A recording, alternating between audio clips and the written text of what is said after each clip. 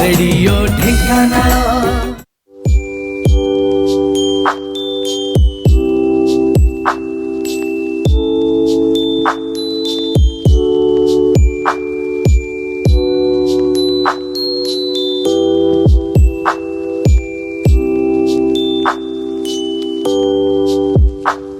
नमस्कार श्रोता बंधु, आपण माने निश्चय नूतन वर्ष को स्वागत जणाइबा पई प्रस्तुति आरंभ करिवेनी। तेबे पवित्र बड़दिन उपलक्षे आपण को अनेक शुभेच्छा जणाई आरंभ करुछु आजिर कार्यक्रम।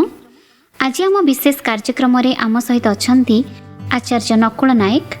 से आम सहित बड़दिनर अर्थ, वार्ता एवं आम कम्युनिटी पई एहार महत्व आदि विषय रे आलोचना करिवे। तेबे स्वागत करिबा आचार्य नकुल नायक को। आचार्य महोदय, आपण को रेडियो ढेंकानाल को स्वागत। स्वागतम। मु आचार्य पालक नकुल नायक ढेंकानाल बाप्टिस्ट मंडली तरफ कार्य करे। मु समस्त को ओडिशावासी को एवं ढेंकानाल सहर में बसवास करुवा प्रत्येक श्रोताबंधु मान को आज ये कार्यक्रम रे स्वागत जनावछि एवं नमस्कार मध्य प्रदान करुछि। आसंतु पदे परमेश्वर निकट में आम निज निज समर्पण करवा, प्रार्थना करवा। पवित्र प्रेममय स्वर्गस्थ पिता, आपण पवित्र महानामर धन्यवाद करुछु, प्रशंसा करुछु, गौरव करुछु। आपण महान परमेश्वर अटंती, आपण सकल सृष्टिर आधार अटंती। प्रभु, आज यही कार्यक्रम मध्य आपण को आम स्वागत करुछु। आपण आसंतु, आपणकर उपस्थिति आम जीवन प्रदान करे आपणकर महिमा प्रकाश करंतु। सबु महिमा गौरव केवल आपणकर हो। यही समस्त प्रार्थना आमनकर उद्धारकर्ता प्रिय जीशुଙ୍କ नामरे मागुछि, आमेन। धन्यवाद। ओडिया रे क्रिसमस को आमे बड़दिन बोली कहि थाउ। तेबे बड़दिनर प्रकृत अर्थ कौन एवं एही दिनटी ख्रिस्टियन मानक पई कौन पई गुरुत्वपूर्ण? बहुत सुंदर कथा आपण प्रश्न करिसंती जे ओडिया रे बड़दिन काहे की पालन करा जाए बा यार वास्तव अर्थ कौन। प्रभु जीशु ख्रीष्ट सकल सृष्टिर से आधार अटंती। 2025 मसीहा पूर्वे से जगत को मानव रूप धारण करे से जन्म ग्रहण कले। आर जन्म ग्रहण करिवार तात्पर्य है अटे जे प्रकार मानव जाति जो पापरे पड़ी से माने निजको विनाश करुचंती, सही पापी मानव जाति को उद्धार करने निमंते जड़े मनुष्यर आवश्यकता थिला। एणु से परमेश्वर निजे स्वयं देह धारण करे मनुष्य पर धारण कर से जगत रे प्रकाशित हेले।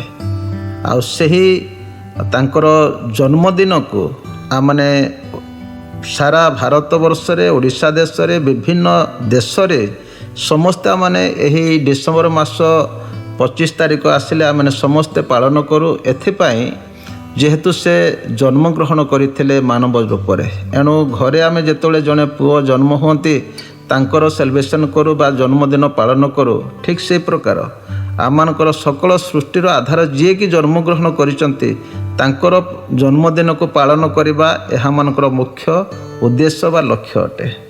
आज्ञा। तेबे जेहेतु बड़दिन जीशु ख्रीष्टंकर जन्मदिन अवसर रे पालन करा जाए, आमको प्रथमे प्रभु जीशुंकर जन्मर किछि विवरणी प्रदान करंतु। बहुत सुंदर कथा भौणी आपण पचारले। आ जहाँकर जन्म जयंती आमने पर्वटी पालन करूचु से केमती जन्म हेले एटा जानिबा निहाती आम समस्त आवश्यकता अटे। धर्मशास्त्र बाइबल रे प्रांजल भाव रे आमने जदि तांकर जन्मर विषय आम चिंता करिबा, माथ्यू लिखित सुसमाचार 1 अध्याय प्रांजल भाव रे लिखा जाइछि जे से पुत्र प्रसव करिबे आ तुम्हे ताहांक नाम यीशु देव, कारण से आपणा लोकंकु सेमानकर समस्त पापरु परित्राण करिवे। तांकर वंशावली विषय जदि आम टिके चिंता करिबा तो सेठी माथ्यू पुस्तक रे मध्य लिखा अछि जोसेफ एवं मरियम कर सेमानकर विवाह निमंते निर्बंध हेइतिला।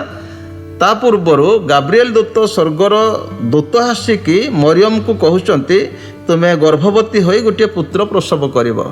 सेठी मरियम तांको प्रश्न करुचंती एहा किपरि हेबो, मु तो केबे पुरुष को जाने नाही। କିନ୍ତୁ ଦୂତ ତାଙ୍କୁ ସମ୍ପୂର୍ଣ୍ଣ ପ୍ରମାଣ ଦେଉଛନ୍ତି ଯେ ପବିତ୍ର ଆତ୍ମା ତୁମମାନଙ୍କ ଉପରେ ଅବତୀର୍ଣ୍ଣ ହୁଅନ୍ତେ, ତୁମେ ଗର୍ଭବତୀ ହେବ, ତାପରେ ତୁମେ ପୁତ୍ର ପ୍ରସବ କରିବ। ତ ପ୍ରଭୁ ଯୀଶୁ ଖ୍ରୀଷ୍ଟଙ୍କର ଜନ୍ମ ସମ୍ପୂର୍ଣ୍ଣ ପବିତ୍ର ଆତ୍ମାଙ୍କ ଦ୍ୱାରା ପ୍ରକାଶିତ ହୋଇଅଛି। କୌଣସି ପୁରୁଷଙ୍କର ଯୋନିରେ ସେ ନୁହନ୍ତି। ଯେ ପ୍ରକାର ଆମେ ଜନ୍ମ ହେଉଛୁ ପୁରୁଷ ଏବଂ ସ୍ତ୍ରୀଙ୍କର ସୁସମ୍ପର୍କ ଦ୍ୱାରା, ସେ ପ୍ରକାର ନୁହନ୍ତି। ସମ୍ପୂର୍ଣ୍ଣ ଈଶ୍ୱରଙ୍କର ଶକ୍ତିରେ ସେ ମରିୟମ ଶକ୍ତିପ୍ରାପ୍ତ ହେଲେ, ଆଉ ତାଙ୍କର ଈଶ୍ୱରଙ୍କ ଶକ୍ତିରେ ସେ ଗର୍ଭଧାରଣ କଲେ, ଆଉ ସେ ପବିତ୍ର ରୂପେ ଜନ୍ମ ହେଲେ। ଏଣୁ ସେ ପବିତ୍ର ଅଟନ୍ତି। ତାଙ୍କ ବିଷୟରେ ଲେଖାଯାଏ ସେ କୌଣସି ପାପ କଲେ ନାହିଁ। ସେଥିପାଇଁ ପବିତ୍ର ଧର୍ମଶାସ୍ତ୍ର ଲୋକ ତାର 1 ଅଧ୍ୟାୟ 26-38 ଯଦି ଆପଣମାନେ ପଢ଼ିବେ, ଯୀଶୁଖ୍ରୀଷ୍ଟ କୁମାରୀ ଗର୍ଭରୁ ଜାତ ଅଟନ୍ତି। ସେ କୌଣସି ବିବାହିତ ସ୍ତ୍ରୀ ଗର୍ଭରୁ ଜାତ ହେଇନାହାନ୍ତି, ସେ ଜଣେ କୁମାରୀ ଗର୍ଭରୁ ଜାତ ହେଇଛନ୍ତି। ଆଉ ଯୀଶୁଖ୍ରୀଷ୍ଟ ସେ ନିଷ୍ପାପୀ ଜୀବନ ଯାପନ କଲେ, ଅର୍ଥାତ୍ ପ୍ରଭୁ ଯୀଶୁଖ୍ରୀଷ୍ଟ କୌଣସି ପାପ ମଧ୍ୟ କଲେ ନାହିଁ। ଯେହେତୁ ସେ ପାପରୁ ଜନ୍ମ ହେଇନାହାନ୍ତି, ସେ କୌଣସି ପାପ ମଧ୍ୟ କରିନାହାନ୍ତି।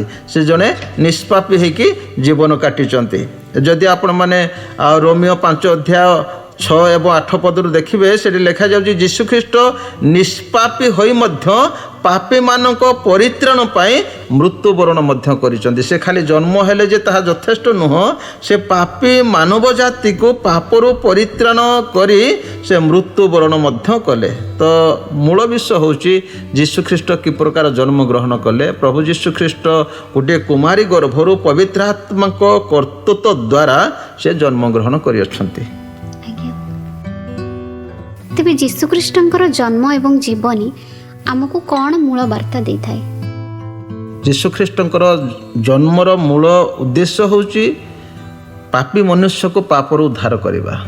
ଯେରେମିୟ 33 ଅଧ୍ୟାୟ 15 ପଦରେ ଲେଖା ଅଛି, ସେ ସକଳ ଦିନରେ ଓ ସେହି ସମୟରେ ଆମ୍ଭେ ଦାଉଦ ବଂଶରେ ଧର୍ମରୂପ ଏକ ଶାଖା ଉତ୍ପନ୍ନ କରିବା, ପୁଣି ସେ ଦେଶରେ ନ୍ୟାୟ ବିଚାର ଓ ଧର୍ମ ପ୍ରଚଳିତ କରିବେ। ପ୍ରଭୁ ଯୀଶୁଖ୍ରୀଷ୍ଟ ଜଣେ ଦାଉଦ ବଂଶର ଧର୍ମ ସ୍ୱରୂପ, ଯିଏକି ନ୍ୟାୟ ଏବଂ ଧର୍ମର ବିଚାରକ ଅଟନ୍ତି। ଯୀଶୁଖ୍ରୀଷ୍ଟ ଜଣେ ଈଶ୍ୱର ଅଟନ୍ତି। ଲେଖାଯାଉଛି ଧର୍ମଶାସ୍ତ୍ର ପବିତ୍ର ବାଇବେଲରେ, ଆଉ ଯୋହନ ଲିଖିତ ସୁସମାଚାର ତାର 10 ଅଧ୍ୟାୟ 30 ପଦରେ ଯୀଶୁଖ୍ରୀଷ୍ଟ ଈଶ୍ୱର ଅଟନ୍ତି। ଲେଖାଯାଏ ମୁଁ ଓ ପିତା ଏକ ଅଟନ୍ତି।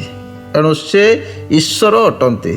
ଧର୍ମଶାସ୍ତ୍ର ବାଇବେଲ ମାଥ୍ୟୁ ପୁସ୍ତକ 3 ଅଧ୍ୟାୟ 17 ପଦରେ ଲେଖାଯାଏ, ଆଉ ଦେଖ ଆକାଶରୁ ଏହି ବାଣୀ ହେଲା, ଏ ଆମ୍ଭର ପ୍ରିୟ ପୁତ୍ର, ଏହାଙ୍କଠାରେ ଆମ୍ଭର ପରମ ସନ୍ତୋଷ।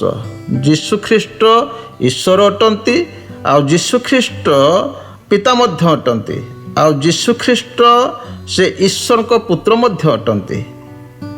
ସେ ଏକମାତ୍ର ମନୁଷ୍ୟ ରୂପ ନେଇକି ଜନ୍ମଗ୍ରହଣ କରିଛନ୍ତି, ଯିଏକି ପାପୀ ମନୁଷ୍ୟକୁ ପାପରୁ ଉଦ୍ଧାର କରିପାରିବ। ଆମେ ଉଦାହରଣ ସ୍ୱରୂପ ଜଣେ ଯଦି କୌଣସି ପୋଖରୀରେ ବୁଡ଼ି ଯାଉଥିବ, ତାହେଲେ ତାକୁ ଉଦ୍ଧାର କରିବା ପାଇଁ ପଶୁପକ୍ଷୀମାନେ ଉଦ୍ଧାର କରିପାରିବେ ନାହିଁ, ତାକୁ ଜଣେ ମନୁଷ୍ୟ ଉଦ୍ଧାର କରିବ। ତ ଠିକ୍ ସେଇ ପ୍ରକାର ପାପୀ ମନୁଷ୍ୟ ଯେତେବେଳେ ପାପରେ ସେ ବୁଡ଼ି ଯାଇ ପାପକୁ ନିଜର କରୁଛି, ତାକୁ ଉଦ୍ଧାର କରିବା ପାଇଁ ଜଣେ ମନୁଷ୍ୟର ଆବଶ୍ୟକତା ଥିଲା। ସେ ଯୀଶୁଖ୍ରୀଷ୍ଟ ପ୍ରକାଶିତ ହେଲେ। ଆଜ୍ଞା, ତେବେ ବଡ଼ଦିନ ପୂର୍ବ ରାତ୍ରିର ମହତ୍ଵ କ'ଣ ରହିଛି?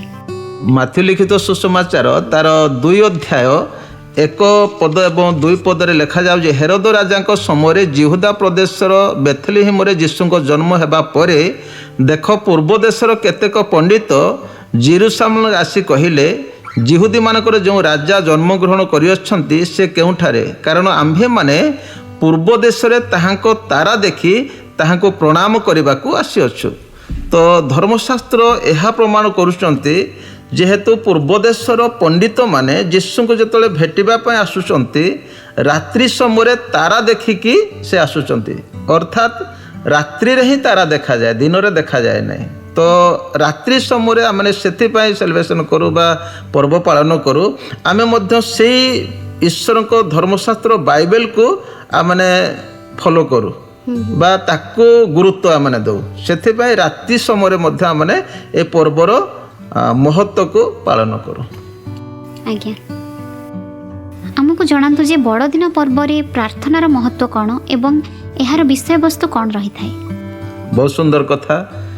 बड़ दिन समय जे केवल आम प्रार्थना करूँ ताहा नुहे, किंतु आम सबु समय प्रार्थना करूँ।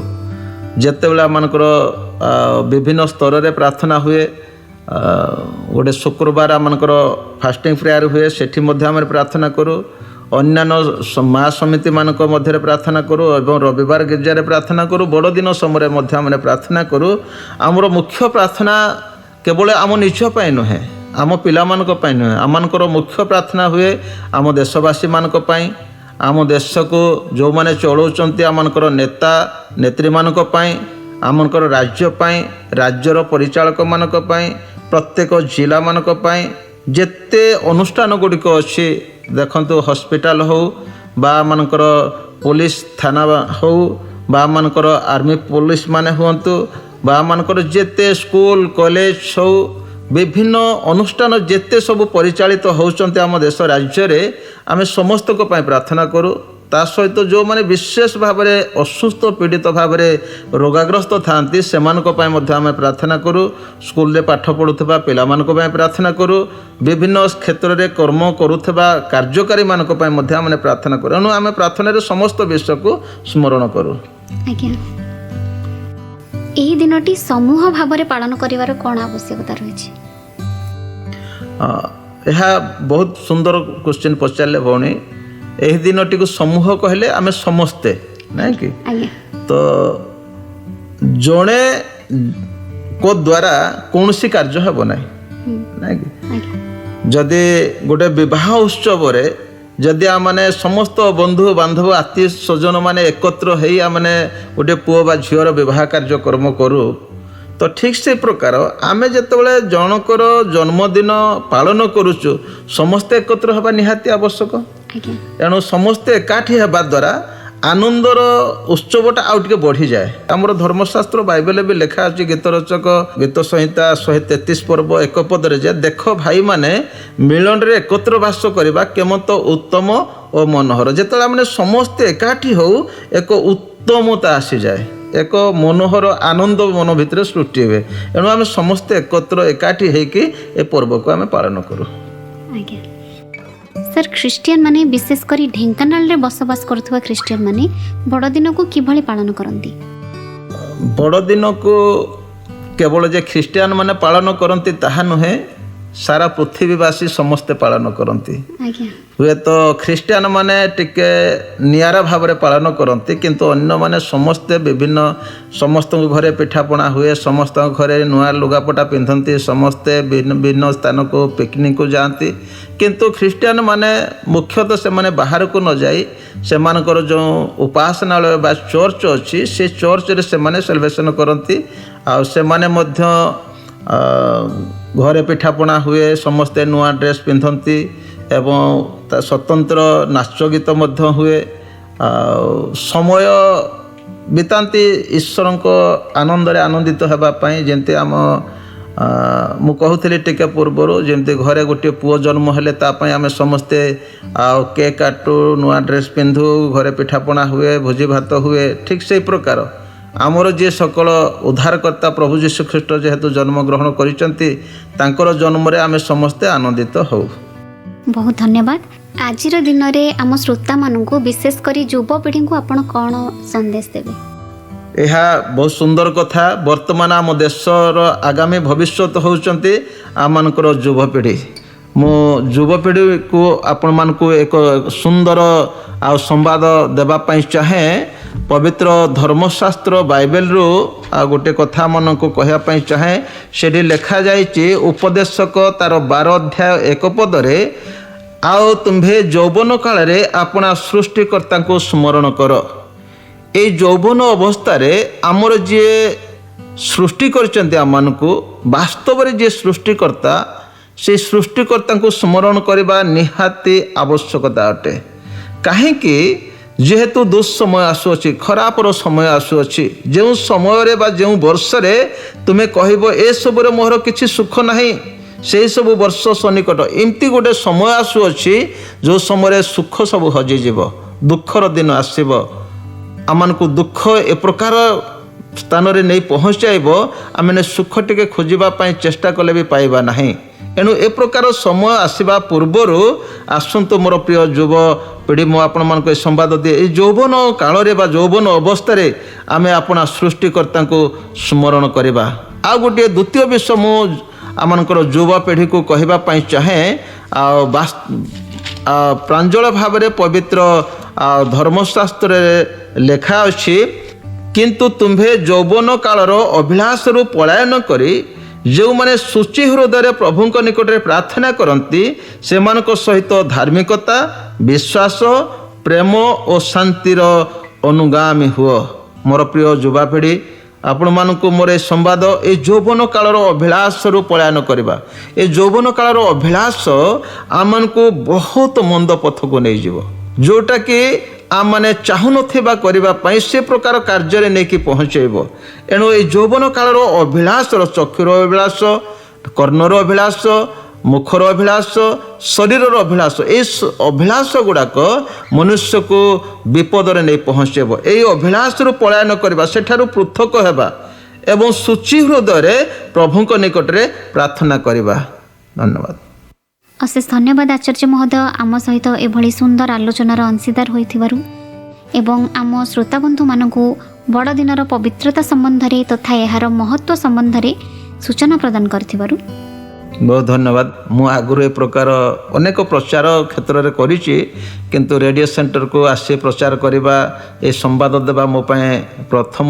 କିନ୍ତୁ ମୁଁ ବିଶ୍ୱାସ ରଖୁଛି ଆଗାମୀ ଦିନମାନଙ୍କରେ ମଧ୍ୟ ଆପଣମାନଙ୍କ ସମ୍ମୁଖରେ କିଛି ଭଲ ଭଲ ବିଷୟ ପ୍ରକାଶ କରିବା ପାଇଁ ନିଶ୍ଚିନ୍ତ ସମୟ ବାହାର କରିବି।